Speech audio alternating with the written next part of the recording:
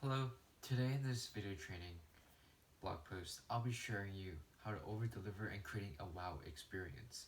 So this is how this video is going to go. I'll be sharing you 3 secrets, and within each secret, I'll be sharing 2 to 3 points, to make sure that you implement, making sure that these secrets are good enough for you to implement in your own business. Right, so these secrets, and then at the end of these secrets, I'll be sharing you a summary and then the bonuses I've taken away so far, sharing with you these secrets to you, and then giving you 2 bonuses. Right, these are going to be the takeaways that I will be sharing with you with these 3 secrets. So why do you want to learn this, and why do you want to hear me speak? Right, because there's 89% of financial services that fail or lose money in the very first year. Why is that, right? Why are so many people dropping out in business and not able to over deliver and creating a wow experience, right? They're so short-sighted, and most people are generalists and they can't think of 2, 3, 5 years intervals. And because of that, they can over deliver, and their clients feel it, and their clients don't want to do business with these type of people because they under deliver and they only really care about themselves. If you see in any business, S&P 500, Fortune magazines and stuff, all these businesses, they have all over delivered. I don't care what industry you're in, you have to over deliver in any situation, right? So don't just hear me speak and stuff, but actually make your own analysis and see what other people are doing, right? That's why you're here watching this video and me telling you these secrets. So what's secret number 1? Secret number 1 is selling transformation instead of transaction. Let me show you this. Let me explain this a little bit more. Why do you want to sell transformation instead of transaction? Well, let me give you an example here. So there's this trainer and a client. Client is fat and they want to lose weight, and he's having obesity and want to lose weight, right?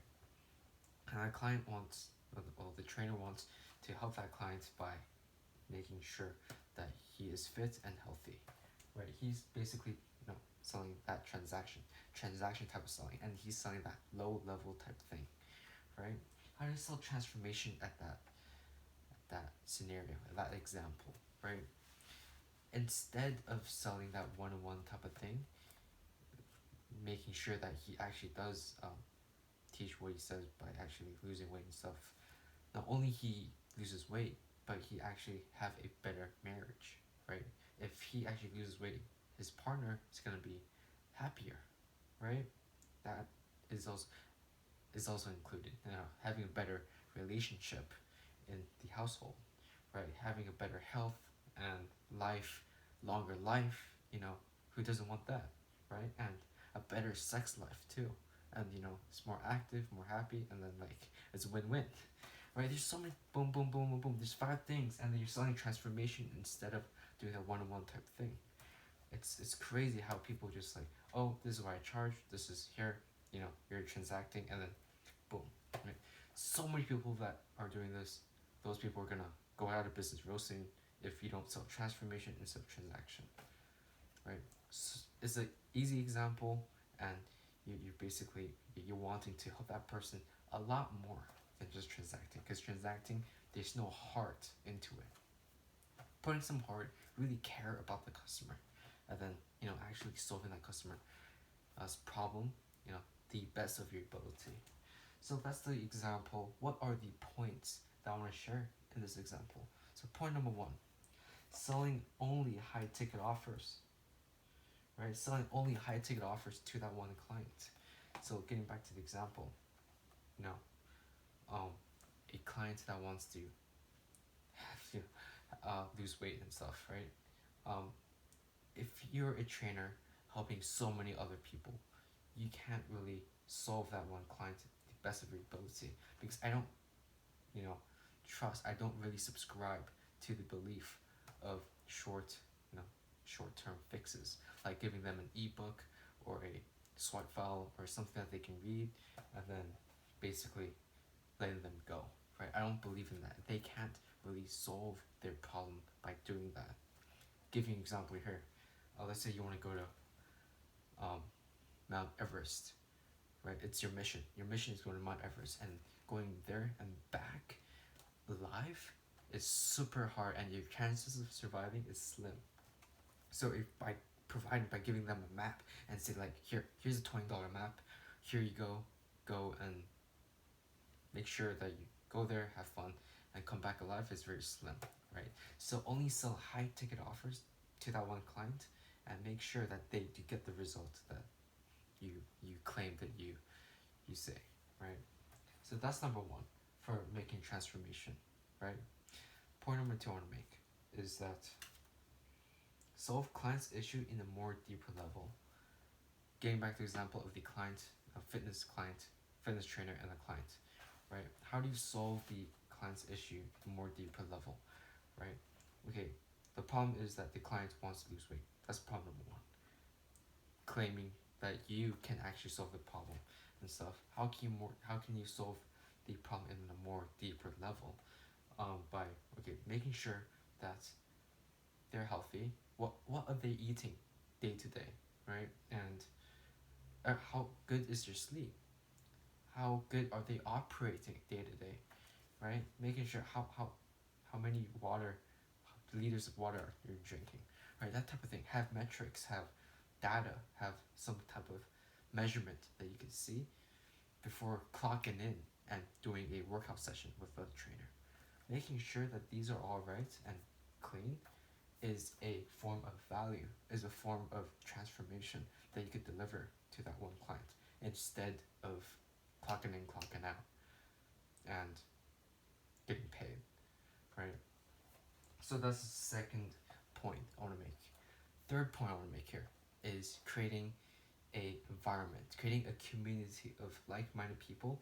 I don't care what industry you're in, like e-commerce, selling coaching, selling fitness, diet and stuff, like with clients that are overweight, right? I don't care where you're at, but like have a community where those type of people are around you, right? If you're selling insurance, have a community that is like-minded people that's hungry for success and wants to win. If you are in fitness, have not bodybuilders and stuff in the community, but like have fit type people that wants to drink, eat, and be healthy, right? Have those type of community. Create a community for yourself in your business, because most likely I've seen the analytics and the success rate. The businesses have the community have a better success rate than the business that don't have a community. Having a community makes a better business, first of all, but have a better success rate, and people want to be in these type of communities, right? I always believe that you're surrounded by the 5 people that you're most likely with, right? I forgot what the saying is, right? You're most likely to be the 5 people that you hang around with, that type of saying, right? That's the third point. Create a community, create a culture that people wants to be around with, and have those type of clients in that community. 3 things. All right. Secret number 2. What's secret number 2? Are you excited? Yes. Secret number 2. Strive for excellence at doing one thing instead of many. Right, let me explain this a little bit. Why do you want to strive for excellence at doing one thing instead of many, right? There's so many generalists out there. We all have been in a restaurant where, like, I don't want to name any names, but there's like, they sell Indian, they sell Chinese, they sell, Italian, they sell a whole bunch of shit, and they're all crap, right? And there's something like In-N-Out burgers, they sell one thing that's burgers and they kill it, right? There's always these type of businesses, and they can't be differentiated, and they can't make that one thing work. So what's that point number 1, right? Point number 1 is cutting out 90% of the crap that you have that you're selling, and only sell 1 or 2 things that you're most proud of, that has the highest profit margin, and you can actually have a right type of clear audience, and you actually can sell that to them, right? being very clear your offer and only sell one or two things. So strive for excellence and getting known of you're the main provider of that thing and only selling that one thing to them. Point number 2, okay, is basically don't get distracted on the short-term hype and focus on the things that matter. So on the way to striving success at one thing, you may think that, oh, you should, let's just say, for example, right, your financial services and you want to sell more insurance by selling that one thing, and like, oh, you want to be like, you want to go on stage and speak, right? Or you want to have this free book offer or something, right? Or you want to put chatbot on your website, right? These are some small distractions that you're facing day to day, but you have to focus on that main thing, and the main thing is selling, IULs for 25 or under, right? Or something like that, right? Sell that one thing, but don't get distracted on the short-term hype, right? Making sure that one thing and cutting out 90% of the waste. Make sure that one thing is valuable and people want it. Basically, that's what I'm saying right here. So it's basically gaining clarity and a sense of direction, right? There's so many stuff out there, and then you just basically gaining clarity and solving that client's problem just by providing that one thing, not by 100 different things. So secret number 3, I'm sure that you don't know what secret number 3 is. Nobody, in the industry or everywhere has told you what secret number 3 is, but they don't, because they don't really care about secret number 3, because they think that it's like some stupid thing that which they don't care about, right? It's something that's low valued, and isn't something that's really care about what their business is. So let me tell you what secret number 3 is. Fuck.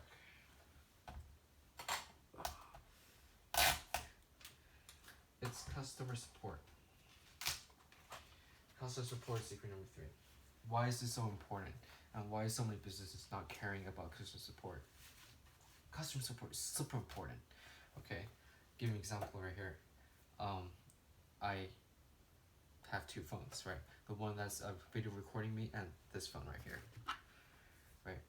It's the reason I have 2 phones, and I'll get back to this for a second, is that I have to change up my number once in a while, right? And then because it's not working most of the time, and then there's some systems there are problems that I want solved, right? So therefore I want to call the rep of Verizon to make sure that this is fine, and to make sure it's all right and it's working, right?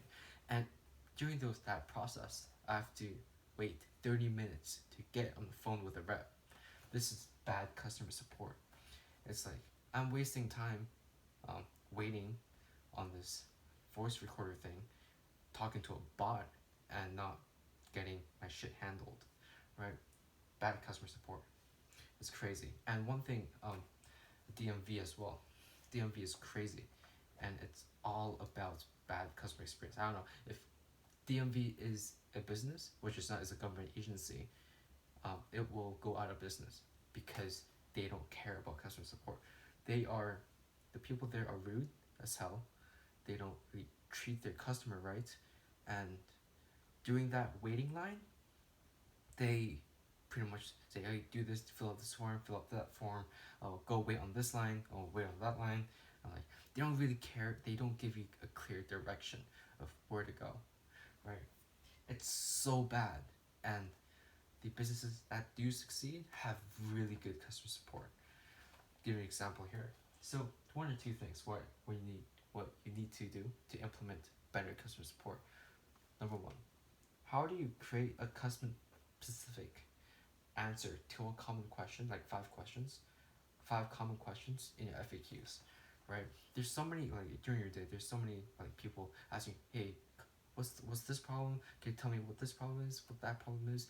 Just take one day of your 1 hour of your day and create like a video, and have that video created so well that it's implemented in like library of content or something, right? That is a example of great customer support, right? Your support is answered by the blog video. Boom, done. Second, how can you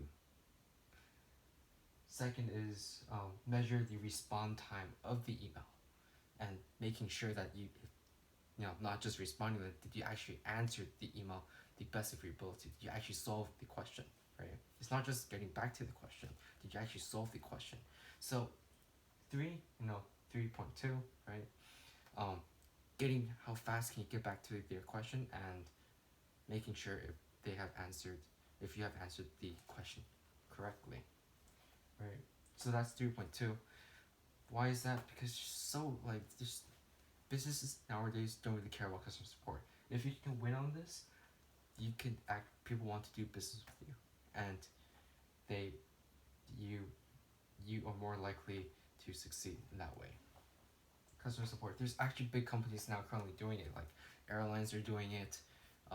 China Airlines, Dubai, Singapore, and not really American Airlines, because American Airlines don't give a fuck about customer support, right? Not trying to bring these companies down, but it's true. Like before I was in some airlines, I actually have great experience in being it, and like they actually have this survey that tells you if you have a great customer support or not, right? I always hit the smiley, right? It's like giving them a great customer support and making sure that the customer is handled properly, right? I always have great customer support and getting them a feedback loop by pressing the smiley, right? It always happens with great companies like that, like those type of airlines. And those, I don't even call DMV a business or a company, because it isn't a company. They don't really care about their customers, right? And if it was a business, it won't succeed, right? So basically, that's the whole thing. 1, 2, 3. Just making sure to go back. So selling transformation and sales transaction. Point number 1 is only sell high ticket offers to selling that one client, right? And point number 2 is, what's point number 2? Solve that client's issue in a more deeper level. I've explained that too. You need to do that because it's a way of differentiation, right? So point number 3, create a community, right? Create a community that people love to be in, right? That's how you be different in selling an actual transformation, right? That's point number 1. Secret number 2 is strive for excellence at doing one thing instead of many, right? So like eliminating 90% of the crap that you sell and only sell that 1 or 2 things that you're most proud of, right? That you believe that people know you as, right? They know you as this, they want to do business with you, just like that. Sell that one thing instead of many. Point number 2 is that don't get distracted on the short-term hype. Double down on value and make sure that you just deliver value, and that's it, right? That's point number 2. Point number 3, basically that's what I said, is creating a custom FAQ or blog post video. Put them in your content blog, and then that's that, so that people can see if they have answered that specific problem.